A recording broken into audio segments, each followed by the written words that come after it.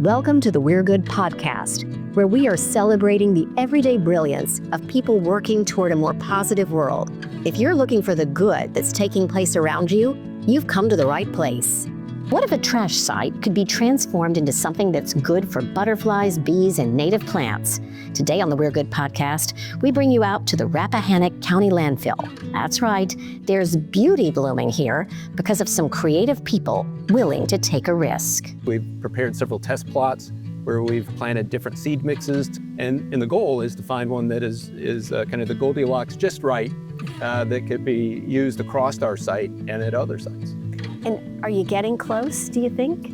You're about to meet a woman whose career started in theater, a county administrator who's trying something new, and an organization, Sustainability Matters, that's literally gone viral. How did all this happen? Join us for a story of joy in making trash bloom today on the We're Good podcast. Welcome back to the We're Good podcast. I'm Leanne Necessary Brownlee, your host, and today we are up in the dumps, not down in the dumps. And if you're wondering what that is all about, we are out here at what used to be the Rappahannock County Landfill. It's closed now, and you would never know we're at a landfill if you look where we are today. We have some great guests who are going to explain what's going on here.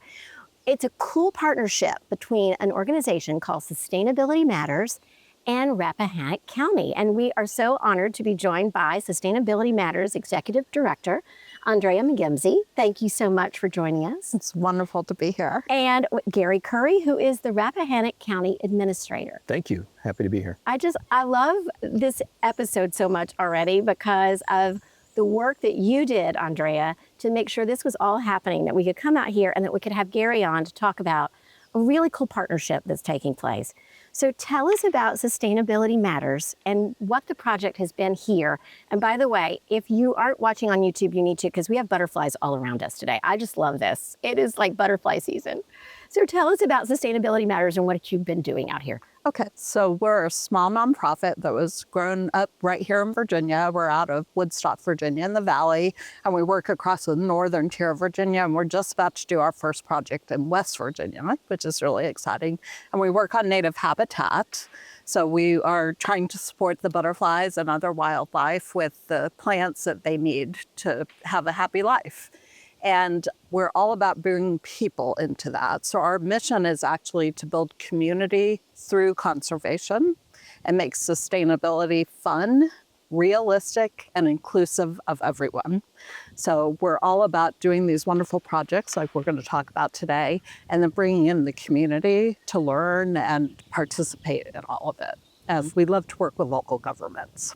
And I love that part. And I love that, I think you told me that you describe your job as one of, is it joy and butterflies? I just loved how you described it to me. Yeah, I basically say we work on flowers, butterflies, and children.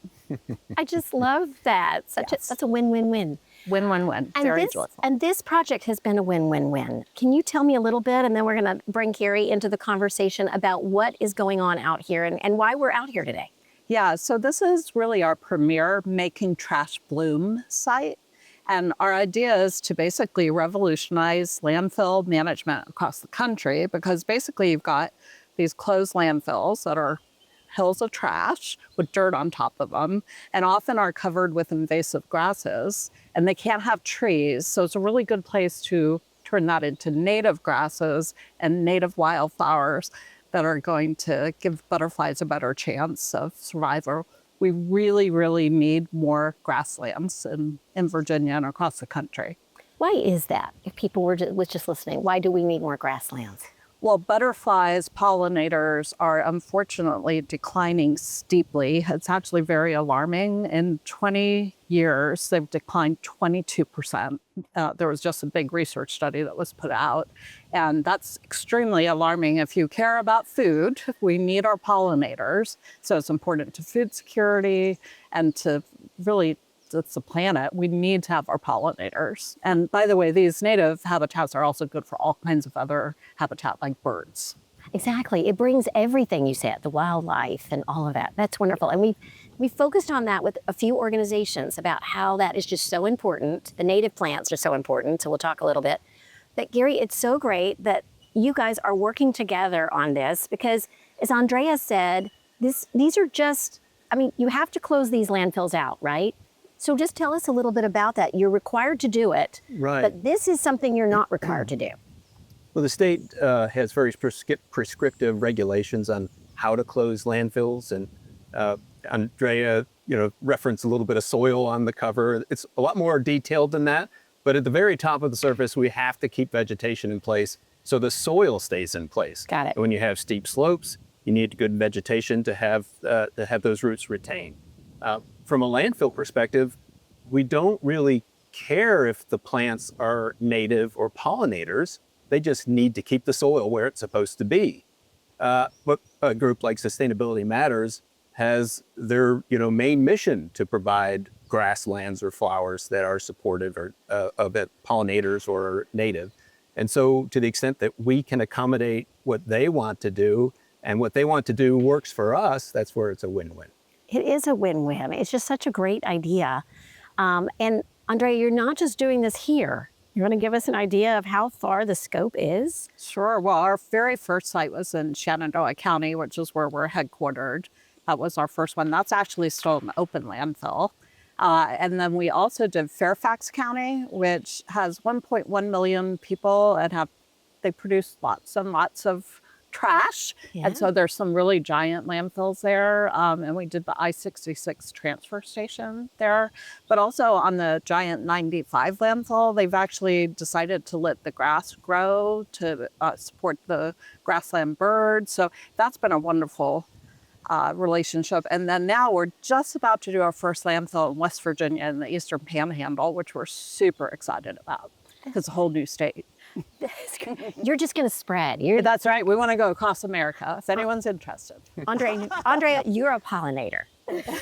Yes. You are. And the pollinators don't stay in one place. They migrate. So they really do need it across America. Okay, I love that. I love that pitch. And if people are wondering, people love to hear stories. And so I just said you're a pollinator. You are a lot more than that. You have a vast and amazing background. Can you share with us a little bit? You started in theater. I did, though actually even before that, I was an MIT student. So I started in the sciences and then became a professional actress and director, stage actress and director, and did Shakespeare and very cool things up in Massachusetts. And then I transitioned from that into the interactive media world in the 1990s in New York, and I got to work for the Wall Street Journal, America Online, and I was a businesswoman. Then I dated a climate scientist and learned about what we were facing as on this planet with the environmental degradation that's happened. And I completely pivoted into working on the environment. And I've served as a local elected official. I've run a bunch of different environmental nonprofits. And I'm honestly working at my favorite one. This has been this is a really joyful, wonderful, impactful nonprofit. Thank you for having us on to tell the story. We're honored to have you on, and we love this story, and you do have a big heart, and also a way of getting people to work together. But Gary, you were telling me that you, of course, are county administrator here in Rappahannock County, but you have a background too. When we talk about your journey started with landfill design. Yeah, I'm a civil environmental engineer by education, professional engineer, and started my career in the consulting world with a civil environmental engineering consulting company.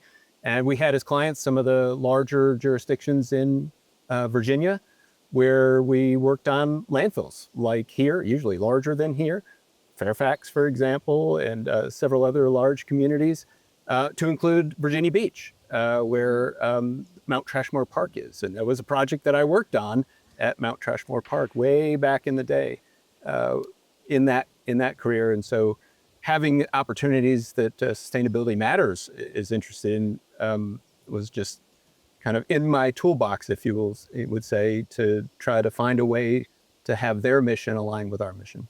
And you said that mission also aligns with this area. The people that live in and around this area are very vested in this type of mission work. Yeah, absolutely. The core tenet of our comprehensive plan is scenic beauty. Many property owners in Rappahannock County have placed their property into conservation easement Others are in an agricultural use. And so, one of the main things you recognize when you drive through is that there's not one traffic signal in the county. It's a different place. So we invite you to come. But they are It's very beautiful. supportive. And so when Sustainability Matters has had different programs where, the public can come, help plant seeds, we have had a pretty good showing, and it's been great. Many community members have never been to this facility and don't really know that it's here. But these sort of events allow them the opportunity to come and see the great things that are happening. And Can I say something? Yes, I just think Gary's the most perfect partner because he's, first of all, a county administrator. So, he's the top person in the county. So for him to be supportive of this project is really a witness to, he wouldn't be doing it if it didn't work. And he's a landfill designer. So, talk about just being the witness to other landfills. Like, this is someone who actually knows their core responsibility and says, it's good, you can do this, it works, which is just fantastic. Also, he's so nice. He is so nice. We've got him all fools. He's so nice, I know. And we twisted his arm a little bit, and here he is today. And he's doing such a great job explaining this, because I've got to tell you, Gary, when I drove up with my colleague, Tanya LaForest, who's behind the camera, we drove up and we were like, is this it? Because you said there's trails around here now? Yeah, our animal shelter is co-located here, and they have trails around the facility where they walk the dogs.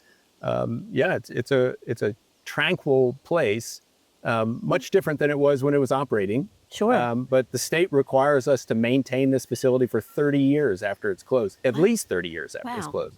So like Andrea said, no trees or anything like that are allowed to grow. And so we need healthy standing vegetation. So that's our charge. Yeah. And you said this is testing, right? This is a lab that we're sitting out in today, kind of, right? It is. The state, through the regulations for erosion and sediment control, recommends certain grasses and vegetation for facilities like this and roadside construction. And those include invasive species. Invasives that work really well, but don't necessarily align with the pollinator purposes. And so our facility followed a lot of those guidelines and has a lot of those invasives. So what we've done in a partnership is we've prepared several test plots where we've planted different seed mixes to see how they survive in the environment. And then take data from that, modify the seed mix, try something else. And the goal is to find one that is kind of the Goldilocks just right that could be used across our site and at other sites. And are you getting close, do you think? I think we're getting closer. It's challenging. This isn't a manicured lawn. A successful seed mix isn't one that requires a lot of attention, watering and fertilizing. You're not going to do that if it's hundreds of acres, or not. This facility is much smaller, but large landfills can be hundreds of acres. And so it has to be, financially make sense, environmentally make sense, and, from a work effort make sense. And financially, could it make sense for others to do this? Yeah, we think so. One of the win-win propositions is that we need to make sure that the woody vegetation doesn't take root on the landfill. So it means we have to cut the facility at least once a year. Most facilities are doing it twice a year, maybe more. And so if we can find seed mixes that allow us to drop back to only once a year, that's cost savings, labor savings, and probably better for the environment and the pollinators and the other grassland birds. Yeah, I know. I can tell, I hope people are going to watch on YouTube, because we just almost had a butterfly land on us. You've got to look at this though and see, Andrea, hope, right? And excitement for what's taking place here. Yeah, I think that's a really good point, that this kind of project gives people hope, because people just say, well, that's smart. That makes sense to do. People want wildlife to be okay, right? Wildlife, the butterflies are beautiful. They're a blessing. And the thought that we're putting in lands that are going to support them, where they can eat and have their babies and migrate through and stay for a little bit, people really, really love that idea. And so our parties we do these wonderful seeding parties where we clear the land and then we give everybody a bucket of seed, and it could be a little 4-year-old or a person with a cane who's elder, and they throw the seed around, and then we dance on top of it. And we encourage everyone to wear their butterfly wings. And it's really super fun and joyful. But I think the underlying thing is people feel like they're really making a difference. And, we need that in our lives to make a difference and be in community and have fun. We're good, right? We want to be good. So that's a good way. And did you say, I love what you said just a minute ago. We were walking around the property and you said you're going to have, is it a seeding plant party that you're going to have here? Yeah. Okay. And we're going to actually, we're seeding the bottom of the not cell this area, kind of on the other side. And we decided we're going to do part of it in the fall and we're going to do part of it in the spring and see which one does better. Once again, So the lab. that's Exactly. the kind of experience. Yeah. Yeah. But I loved what you said was some of it's going to take, and Gary, you said this too, some's going to take, some might not take, but you're willing to do this because you want to see what takes. Yeah. Right? Yeah. And then you can spread that information to others. Exactly. Yeah. Yeah. Yeah. And landfills are very chill places to do this. Yeah. So, there's not, anyway, Gary's just been a wonderful partner. And so long as we're making sure there's no erosion, Right. Yeah. that's the primary thing. That's the primary thing. Other than that, like his attitude, there's some invasives. Of course there's some invasives. We planted invasives, right? That's right. Exactly. So But you're working on it. yeah, but we're working on it. And every extra native plant can make a difference to one butterfly. And you know what they say about the flap of a butterfly wing? It can change the world. I love that. Yeah. Well, say that again. Well, it's chaos theory. The theory is that one flap of a butterfly wing can change the world. So I think every native plant matters. And by the way, that's the other thing why we're always about bringing the public is we want to inspire them to go back to their home and put some native plants in their yard, or maybe just, on a pot on their balcony, because it makes a difference. And every step forward in being more sustainable is inspiring oneself to take that next step of, living more sustainably and leaving the world a better place. Love all of that. And Gary, I guess that this is the kind of message that you can take to the residents here, and they've got to find hope in that, right? Absolutely. And like I said, it's totally complementary with our community. And, landfills aren't so exciting. Closed landfills are not so exciting. But when you can bring some of these environmentally, recognizable features in, it does inspire a good sector of our community. We have some great groups right now that focus on that task, but this just enhances what we have. Yeah. And was I right that the day that we were talking earlier, you said was somebody from the Smithsonian coming out here with you? Yeah. There was a botanist from the Smithsonian who came out and was helping us figure out what's growing. Right. So part of the effort is, what is growing now? What has thrived over the many years since the landfill's been closed? What is pressuring other plants out? If we're going to design a seed mix to come in, I'm not competent to do that, but folks from the Smithsonian or the State Arboretum, they are. And so we bring in those expertise to help us design the seed based on what they see today and what might be able to compete against some of the invasives.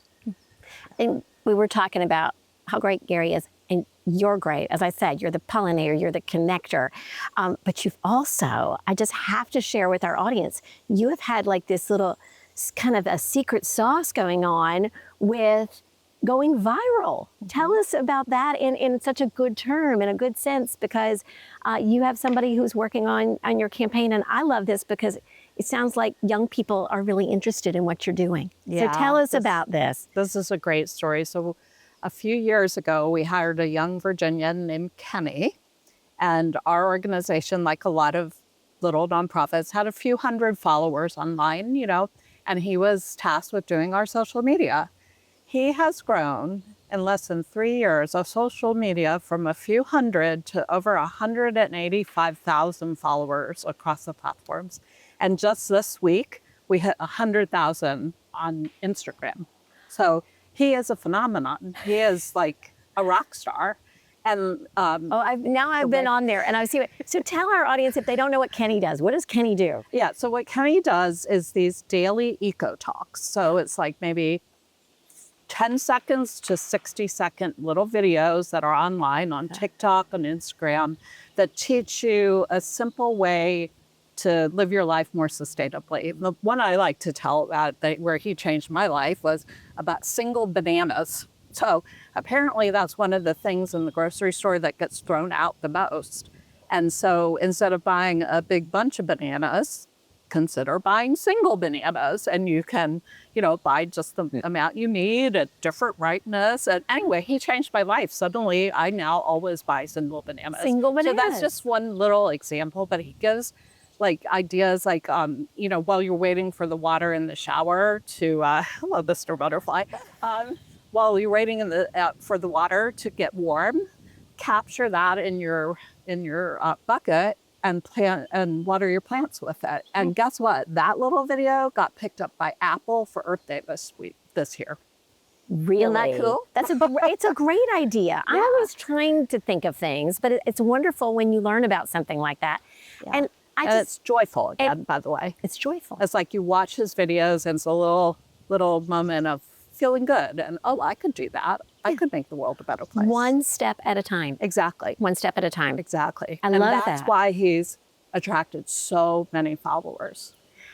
But so many young people, Gary, that's got to give you such a good feeling that so many young people are caring about what's going on out here, right? Maybe I think that's independent of the landfill. It makes you hopeful for the future. Right, exactly. This landfill is going to outlive all of us, but whether we put natives on it or not. Right. But the idea that Kenny, who's been here, and was with us for some of these programs, is able to spread so many good messages throughout the entire country, probably world for that matter. We have followers from around the world. I started to say, I bet, yeah. I didn't, but yeah, global. Global sensation. We are global. You're a global sensation. And we lift up stories like the Rappahannock County landfill to that audience, and it's, to inspire them to do this everywhere. And that's why we are so excited to do this on the We're Good podcast, because we get to tell our audience about it and hopefully word spreads. The one thing that we like to do, though, is we like to kind of peel back the curtain and share with our audience what is the one thing that you might not see on your website. Of course, you've got an incredible website, incredible social media, Andrea, but is there something you would love our audience, the We're Good audience, to know that makes this organization so special? Yeah, I think, we've talked about it a few times. It's the joy. And it's why I love to work here, because environmental issues can get you down and you can sometimes feel hopeless.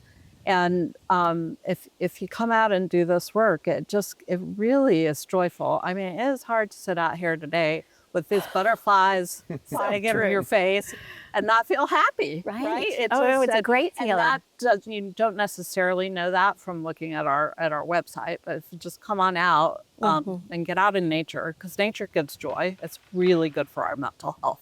Yeah, so true. Yeah. And Gary, how about you? What's the one thing you'd love for people to know about maybe this partnership? Well, I think it's the government tie-in with education. Sustainability Matters has had students from the governor's school out here analyzing the test plots, counting the different species of plants that are growing or not growing or expected to grow, tying in with our high school. So it's been really great to have an educational component together with the environmental component. That's so important. And I love that. And you're also growing the next generation.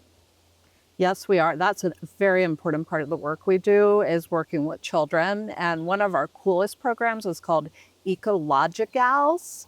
And it's all about bringing girls into the sciences, because often, unfortunately, they don't feel welcome in the science. And so if we can give them a positive experience, get them excited about nature, get them excited about science early on in their lives, hopefully they'll continue that. And I'll give you one example. This summer, our girls are going to be meeting with the chief scientist from Mars at NASA, and she is an astrobiologist, which I didn't even know that was a thing. That is so Isn't that cool. And I met her we're fellow MIT graduates. So we're girls in the sciences, and we want to bring more girls in. What's the ages for that? It's mostly middle school and high school, but we Perfect. also work some with elementary school kids. So, Perfect. I love yeah. that. Yeah, and then we work with the kids here in Rappahannock County. So, and by the way, our all gender work is called Guardians of the Green. So we want to bring all the kids in. You've got so much going on, Andrea, and we do want people to go to your website. We're going to link it to our website. But is there, like, people can get involved so easily, right, with Sustainability Matters? Yeah. Yeah, we have lots of events where people can come out and volunteer. And again, we'd love to start these projects in other parts of the country, and we'd love to talk to people about that. And we work with landfills. We also work with historic sites and parks. That's making history bloom.